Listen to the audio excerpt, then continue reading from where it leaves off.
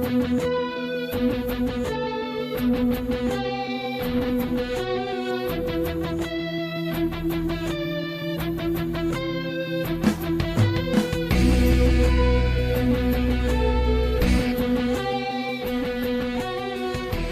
everybody, Tyler from Kyrpton Report. Just want to remind you real quick, if you love shopping on Amazon and you want to support Southgate Media Podcast, if you go to southgatemedia.com, there's a portal where you can log into your Amazon from there, and a portion of everything you buy on Amazon goes to Southgate Media to help support that. So it's a great way of helping out and along with the show. Hi, this is Mark Wade, writer of Superman Birthright, and you're listening to Kyrpton Report. Welcome to the next episode of the Kyrpton Report. I am your host, Tyler, and with me is my Supergirl, my Wonder Wife, Jania. Hey guys. So we're talking Bizarro. Meet Superman. Or, in this case, meet Supergirl. Now, do you know much about Bizarro, Jania? Not a whole lot, Tyler. Would you educate us? Please. I will do my best to remember everything that I know. Bizarro's always been one of those really interesting characters because there's the version of Bizarro where it's from a whole planet. Like there's a Bizarro world where everything has a Bizarro version. Mm-hmm. Like there's Bat-Zarro and everything like that. And then there's the one where it's a failed clone of Superman. I remember hearing something about that. Failed clone. There's the episode in the animated series where there's two Supermans, and then all of a sudden he starts slurring his words, and then his skin starts turning.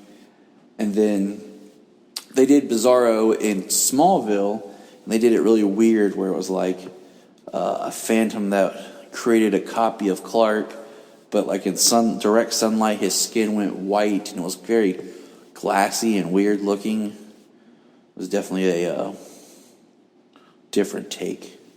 But this episode is interesting because when it starts, it says 3 months ago. Well, the last episode ended where you saw Kara supposedly saving, the day, and it wasn't her. And we see Maxwell Lord walking into a research facility, and he's like injecting this black stuff, and he's like, "She's alive." Very Frankensteinish. Mm-hmm. So, and then it cuts to now, where everyone's like freaking out. You have Kat who's like, "Supergirl did this, but it doesn't seem like Supergirl." And Kara's like, "Maybe it's an imposter. Maybe someone's faking it. What's going on?" And Kat totally buys it, which is dope. So, then we get this kind of interesting, not really electroshock therapy, but like mind conditioning. Yeah. Very interesting. They shock her. Well, Maxwell Lord shocks the clone every single time she sees Supergirl. And basically, he's trying to train her that Supergirl is bad and that Supergirl needs to die. And it's such class, like it's conditioning. Yes. It's cruel is what it is. What I think is interesting is you took a brain-dead Jane Doe and turned her, not into like giving her Supergirl powers, but that she looks like Supergirl. Yeah. Like carbon copy. Yeah. Throw some glasses on her and put her hair back a little bit and you'd figure out who she was. And then we get a nice cutaway with Adam. Aww. Yeah, and Kara's like super cute about it and excited to be going on this date with Adam. But what is one thing that we know about superheroes and humans that they date and the dates that they go on? They never last. No, they don't do well. No. Unless you're Lois and Clark. Well, true. Eventually. Eventually is the key word there. They had to work really, really hard at that. There's a lot of trust there. But when you're first starting off dating someone and you're a superhero, because I know what that's like. I mean, I'm Wonder Woman, so. I date Wonder Woman. I married her. But I'm just kidding. No, she's not. Anyway, so when you're first starting out dating someone, you're not going to come out and be like, "Oh, hey, by the way, I'm Supergirl, so I might have to leave in 5 minutes to go save the world." Just so you know, you can't do that. So if you have to leave in the middle of the date, you're going to make your date feel like crap. Oh, like poor Kara has to, and think of really bad, lame excuses. It is really bad. She's like, I have to go with my grandma. I'll go with you. No, stay. I promise, just stay. But it's really cute because it kind of shows that she's a bad liar. And usually a bad liar, is an indication of a more truthful and honest person. So she has more of an honest and truthful soul. Exactly. It's in Hard her for her nature. to lie. So. But it's kind of creepy when she's first, introduced to her doppelganger, if you will. Because that's what she's not Bizarro yet. No. Because they're just alike. Yeah. She's more of just like a doppelganger to start off with. A very interesting doppelganger that can't talk very well. But still, it's a little freaky. Especially when she's like, we kill you, basically, and starts beating Kara up. And it's so hard because you can't really tell who's who in the fight scene. No, you can't. You're like, all right, Supergirl's hitting Supergirl and the poor people. This whole car suspend the air thing, very kind of reminiscent of Spider-Man. There are some shots in this episode that I noticed the CG doesn't look the best. Yeah, when you have to have two versions fight each other. Yeah. There was they do a good job though of blending it quick enough that you're like, oh, okay. That you barely notice it. But if you're critiquing, like we are. Or you're so used to staring at it all the time. Right. You could really tell. I like the callback to Red Tornado and Dr. Morrow. Yeah. About how the android was trained to mimic her and learn her moves and everything about her. So they're trying to figure out if that's the actual clone, if the clone is from Dr. Morrow or from his ideas. Mm-hmm. It doesn't take him too long to find out that Maxwell Lord's behind it, though. And what's funny is it becomes that default, something's bad, Maxwell Lord's involved. Lex Luthor, telling you what. And it gets more fun when it's no, I'm not involved. Now, not to hate on any relationships or anything, but I know in real life that they're married, Melissa, and I'm drawing on his name right now. Sorry, dude, but guy who's playing Adam. But I don't feel it, man. You're not selling me with your acting here. I don't feel it. Thank you. It's a little on the stale side. She's definitely rocking it, like she always does. I think that she's a really great actress, Melissa. But yeah, his performance in this episode, the last episode he did pretty well. But in this episode, it feels a little stale, a little fake. I feel like maybe he should have a line here that says, I don't know what I'm doing on CBS. Maybe I should be on a CW show. Aww. And that's not a knock on CW shows. I mean, he has more of that teen drama angst to him. He's like, I should be on the vampire. Salvatore brother on Vampire Diaries. That's what I was saying. I'm the lost Salvatore brother. What's up, guys? I'm your reincarnated father. Boom. Boom. So creepy. New season. I like that cat named her Bizarro. That's kind of the cool part about Kat. She's the person that really creates everything. She's honestly, she's almost like the core of the show if you think about it. Mm-hmm. Well, think about this. Every superhero, the only one I can think of right now off the top of my head, Batman, Spider-Man, the only ones I can think of off the top of my head that really name themselves. Everybody else kind of gets a name from the media. Yeah. Because the media is king. I like that he's using, I think it's a precursor maybe to red light or red solar energy or something, but he's using it to fix Bizarro's, like, skin where it's cracking. Yeah. Yeah. And Max is like, don't worry. And she has this very childlike mindset, innocence at the same time. She's definitely a lot like Frankenstein's monster, where she wants to believe everything that Maxwell Lord is telling her. Her quote-unquote creator, her father. Yes. And she's trying to figure out, like, if Supergirl's bad, why'd she save these people? And you know what's sad is, like, Max gets kind of outed quickly of being the villain here. And I kind of liked the Alex and Max dynamic. Yeah. Yes. Like, their relationship and just their banter and, like, just their whole thing could have been really expanded upon and continued, and, you know... I'm thinking there could have been more of romance there. Yeah. I agree, and I think that there's still that possibility there, because there could be redemption in the future. And maybe Max can turn around and maybe, you know, do the thing that Lex Luthor could never do. So. Forgive and be a good person. Yes. And in that sense, he would be different from Lex Luthor, and we would be able to separate him from being Lex Luthor. So.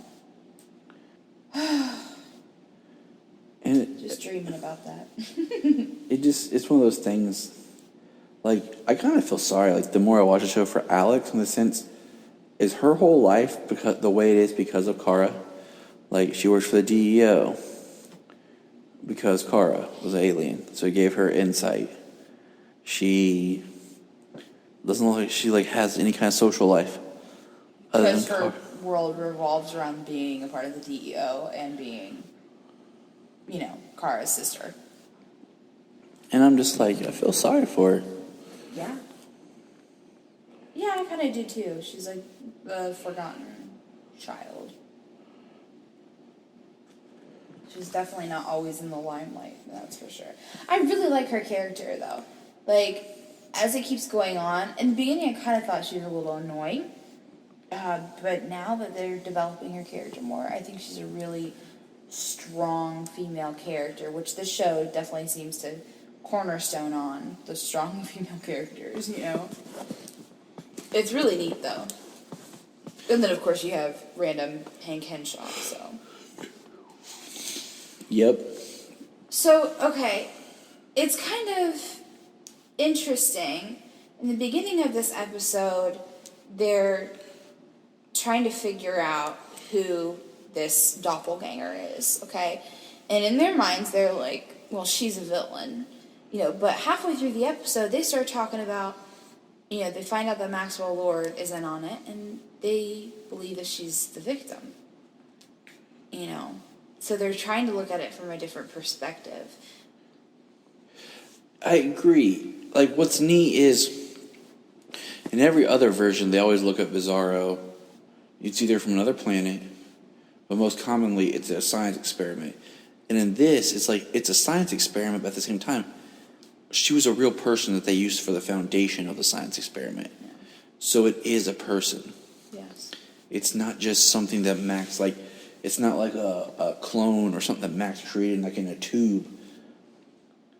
Like, she really is a person. Yeah. And it's really tragic, like I said. It's quite tragic to think about the actual person that was turned into Kara. That's probably going to fall, you know, is going to fall apart, you know. Yeah, you wake up one day like, hey, you hate this person. Why do I look like them? Yeah. So as soon as the relationship between Kara and Adam begins, it ends. Which is sad, because they were doing well. But, like, it's that same thing where if he isn't in the loop of that she's Supergirl, the relationship can never work. It's very true. And he genuinely has interest in her, too. A lot of interest. He's, like, taken back by her finds her very intriguing. And that would be so hard because then Kat would be like, I hate you, Kira. Like I said, it could turn into a very sticky situation with, being your boss's son. How do you say no, too? Like, your boss's son asks you out, and your boss is, like, looming over you. How do you say, no, I can't go out with you, I'm sorry? You basically can't, especially if your boss is Cat Grant. So, oh my gosh. So let's talk about Bizarro a little bit more. I really love how they portray her in this and how her outer Kara shell just breaks down, and then you get, like, the face of the actual girl. Yeah, who's playing this Bizarro character. And she's very broken. She's very cracked, She almost looks like, she reminds me of, like, a porcelain doll that's been, like, broken in her face and stuff. Been dropped a couple times, too many. So what happens when she fights with Kara is, it starts to reveal that. Now, I do think it's funny, though, that somehow the symbol on her outfit got flipped. like, I don't know if I missed it or something, but all of a sudden her crest is backwards. Yeah. And her outfit's getting darker, which I think is interesting. They start replacing the blue with like a darker blue, purplish tint and a reddish maroon. Mm-hmm. Compared to the regular red, like they start. I don't really see Maxwell doing that on purpose. What was funny was in the comics at one point, a Bizarro, like in the New 52, like the symbol was backwards because the Bizarro put the Superman T-shirt that he had on inside out.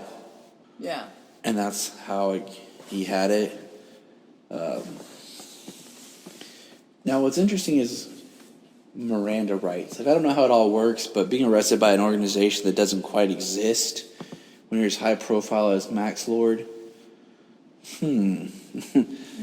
trial, due process, all that stuff that we have in our country.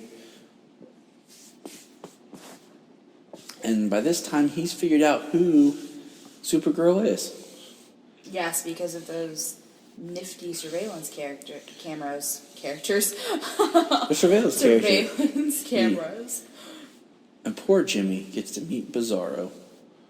He said, what the hell? And she's like, no, not what the hell. Bizarro. Well, I mean, she takes what's valuable to Kara. Maxwell knows who she is at this point. So he's going to instruct Bizarro to hit her where she's weakest. And where she's weakest is with the people she loves. That's always the Kryptonian's weakness. Well, Superman and Supergirl. That's always any superhero's weakness. True, but I mean, you can shoot Batman in the head. Well, I mean, yes, but it's very hard. Especially with all that Kevlar. You know? Yeah. Yeah, but take Robin, Batman crumbles. Oh, Robin. My point. So, anyway. Are you saying that Martian Manhunter is Kara's Robin? I would think Jimmy Olsen is more Kara's Robin. Poor Jimmy. Poor Jimmy. Jimmy is not poor Jimmy. Win is poor Win. Oh, I feel so bad for Win. I haven't got the friend zone Win yet. Like, all the time. Always feeling bad for Win. I want to give Win a hug and just be like, dude, let's just go bro out somewhere. Bro out somewhere? Yeah, hang out, talk about life, and let him know that, you know what, you can be the good guy. It does get better. Is that a legit phrase? Bro out somewhere? Maybe. Maybe I just made it up. Who knows? Oh, you probably did. Oh, well. All I know is I just gave him like, look, man, I found my Supergirl. You'll find your special girl. Special girl. Well, I mean, he actually knows the real Supergirl, so I couldn't say you can find your Supergirl, because then you wouldn't actually find anybody. Mm-hmm. So I love how towards the end of this, Jimmy is captured by Bizarro, right? She takes off with him, and he tries to the best of his ability to crack her shell and get down crack to her shell. Yeah, get down to her humanity and her compassion and the base of, her heart, and it's quite sad because I think Bizarro has compassion. She just doesn't. She's told not to use it. She was she's conditioned and brainwashed, yeah. Yeah. So I think she's afraid of that. She doesn't know who or what to believe, much like Frankenstein's monster. Yeah. Especially in the Universal films. And he's going to hit his signal watch, and she says, like, no, that is pretty dope that she has fire breath. The exact opposite of Supergirl's super breath. When I was younger, I always thought it was just freeze breath. But then I realized it was just super breath, which can freeze, but still. Yeah. And then they got the blue kryptonite bullets. Because they found out the green kryptonite can't work on her. Fire versus super. I wonder how many times that her action scenes are just, Melissa, just kind of make these poses and scream, or make these poses like you're blowing air. And walk forward, okay? Look intense, blow air. All right, well, it'll look good in post, don't worry. Do you ever think they edited in, like, and they show everybody the scenes before the special effects, just so you don't have a good laugh? Now, Melissa, just stand there and stare off in the distance quizzically. See, I like this now, because you can tell who's who fighting, because Bizarro is darker. Mm-hmm. You can actually say, hey, it's Bizarro. Hair color's a little different, too. Hair color's a little darker. Yeah, a little bit more dingy, not as much She's brightness to it. Grunge Supergirl. Mm-hmm. And meanwhile, Jimmy, the damsel in distress, is just off to the side. Damsel in distress. Just off to the side, waiting like, save me, Supergirl, save me. I love how B.A. her sister is, Alex. Like, she just shows up, when Supergirl is fighting basically another Supergirl. And she's like, it's okay, I got my gun, I got this. Like, she's not even afraid. Like, she just shows up and does her job. She does her thing.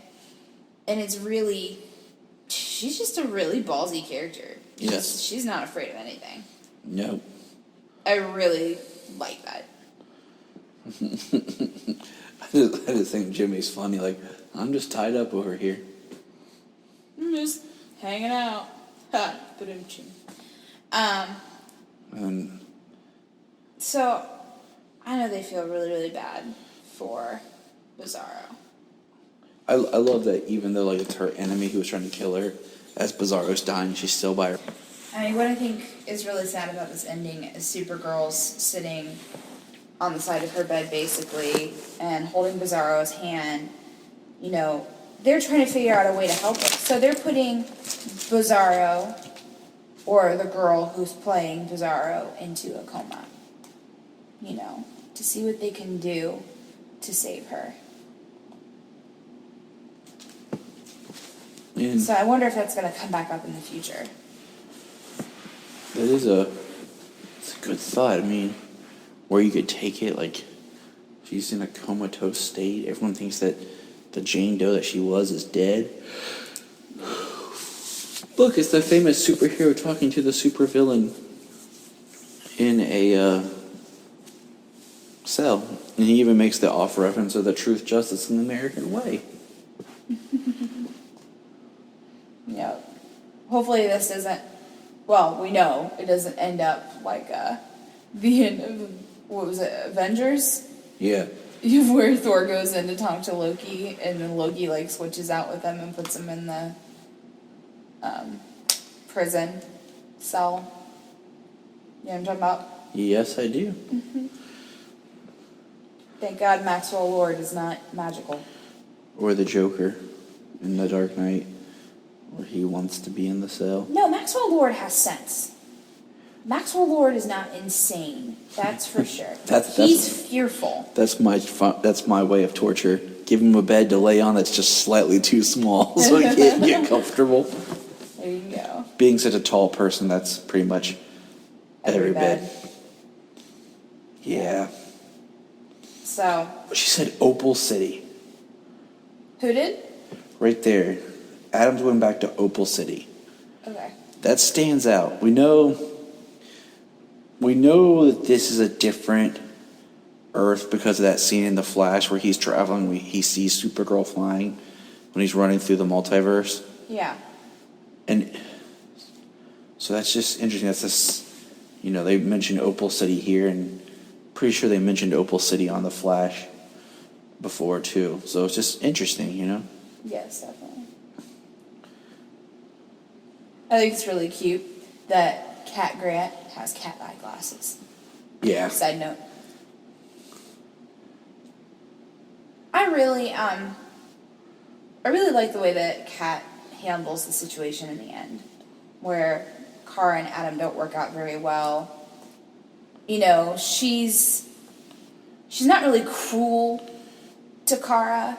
She's just like, oh, we just need to be professional about this, and she just kind of lets it go at that. Which is... She could have fired her. Mm-hmm. So, it could have been a lot worse. And I was afraid that she was going to fire her. See, I'm wondering if we'll ever see a return of Toyman. Return? I got you. Return. Mm-hmm. I see how it is. I got your back, babe. We're cool. A return of the Toyman. He kills Adam. Like he did in the comics. Yeah. Like... Aw, sad face. I like Adam, okay? I like that her husband is playing Adam. That's cool. It is cool. Like I said, I thought he did better in the episode before this one. It just seems like maybe he's just an inexperienced actor and needs more time. I'm optimistic about him. Yeah, I don't know much about him. Let's give the guy a chance. He can do well. Lucy jumps around here and pops around, and it's pretty. Where'd she go? She was here. She's gone. Oh, that's so creepy. Where she flies back in her apartment, and the black asters crawling around like some sort of invasion of the body snatchers. Like we were talking about before, this is leading up to the next episode, which is supposed to be for the girl who has everything, which is based off a Superman story for the man who has everything. Yeah. Which, I guess it's kind of cool because there's certain storylines that we're seeing through the prism of a Supergirl world that we would never get to see, like in a Superman movie. Yes. And we do know we're most likely never going to get a Superman series of a live-action Superman. Yeah, Superman's too big. He's become too big. Yes. I guess just for some reason we can't get a real Batman TV series on television. And there's really nothing wrong with that. We've had the Batman animated series and the Superman animated series, and both of those have been amazing. If they continue to do stuff like that, we don't really need a live action Batman or Superman. It's just crazy when you look back through the history.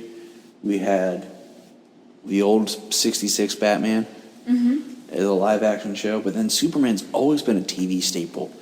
We had the George Reeves Superman. Yeah. Then we had Lois and Clark. Yep. We had Superboy, the TV series, and then we had Smallville. Yeah. But like I said, we just talked about this. Superman has gotten too big. So, but that's he's too big. That's why he's in the big. Just like I think Supergirl works better as a series than if they tried to do a Supergirl movie. I agree completely. I think this is a really nice step for her. It lets you build the character in the character's world. And like I told you, earlier, I've never been much of a Supergirl fan. So for people like me who don't really understand the Supergirl character as much to start with, we get to watch this awesome show, and it really makes you fall in love with the character. Now, let me ask you something. Is there anything that you can think of that you maybe would want to see in a season 2 of Supergirl? Any characters? I've been trying to think of other people from the DC universe that could appear, and I've only come up with one so far that I think could appear on the show that would really work. And that's Starfire. Okay, Starfire. Might be cool to bring in like somebody magical like Zatanna. And that's another one. Like as anyone who listens to the Flash Arrow Power Hour, I'm big on like this whole season of Arrow. Like when they brought in John Constantine, how easy it would have been if he dropped a line about, see, I have a magical friend that could help you because I can't find Zatanna. Or maybe even Zatara. It's Zatara, right? Yeah, her father. Yeah. Like, that would be cool. Like, but definitely I think Zatanna would be sweet on this show. Like, that's definitely a character I think that can sell and expand the mythos that, unless they make a Justice League Dark film, we won't see anywhere else. Well, I think that she would fit in really well because this is a show about, powerful women. Powerful women. That's why I said Starfire, too. So, Zatanna and Starfire for season 2. I think that'd be cool. I think that would be really, really cool. What about villains, though? That's the tough one. Yeah. That's the one that, like we talked about earlier, they're having a little bit of a difficulty with finding those villains. And I like your idea of them kind of coming up with a Supergirl villain, just a solely Supergirl villain that has no ties to any of the Superman villains. It's something that just stands on its own, is completely different. Create something specifically for this series. Yes. Like, give us something that is not a Maxwell Lord Lex Luthor. Is not an Astra, Zod. A Bizarro. Non and Zod, yeah, kind of thing. Like, give us something different, something richer, something that's just for her. So, because, that's what really makes a character. They always say the character's awesome villain. Defined by their villain. So many times you can say hero and think, okay, their arch enemy is this. And I think that's kind of, in a way, what Arrow has struggled with and why people got so outraged with the Ra's al Ghul as they made it. They started using a lot of Batman villains. And some of them were more DC villains. Like, I always consider Deathstroke more of a DC villain because he appears in Teen Titans. He's appeared against Batman. He's appeared against Arrow. Yeah. But Green Arrow doesn't have, of course there's Merlin, which they've used, but that's the closest to, like, his big villain that you can get. So. And that's probably why, for instance, Green Arrow isn't as well known to the mass audience,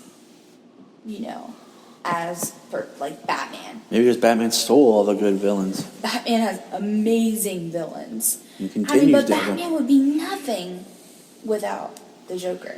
Let's be honest here. We need to save that podcast for something else. I'm just saying. We'll probably do our own special. I'm a huge Joker fan, guys. He's my dude. We'll record our own special for Suicide Squad. We'll be like, we interrupt the Kyrpton report to bring you this special news bulletin. We just watched the Suicide Squad. All right. Well, anything else you can think of? Any other comments on this episode? Not that I could think of.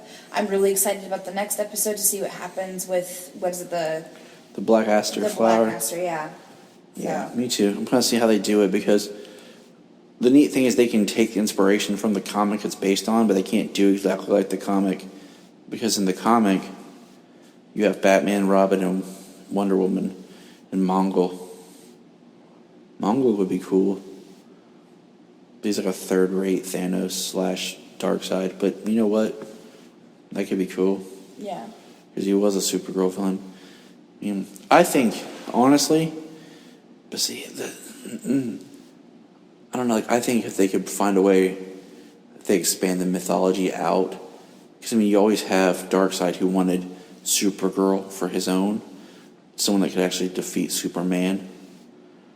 And I always thought Granny is such a creepy character. I was gonna say we could do something with oh gosh, what's that planet called? Help me out here. Which one? Apocalypse? Yeah. Apocalypse. We could do something with Apocalypse and bring in like Big Barda. Big Barda. Yeah, that would be cool. I almost said Big Bertha. It's okay. It's close enough. But yeah. And the Furies. Yeah. Well, that would be an interesting demo. All right. Well, I'm gonna keep thinking about this. So until next time, dear listeners, send us your thoughts. Hit us up on our social media, on our Twitter. Remember, look up in the sky.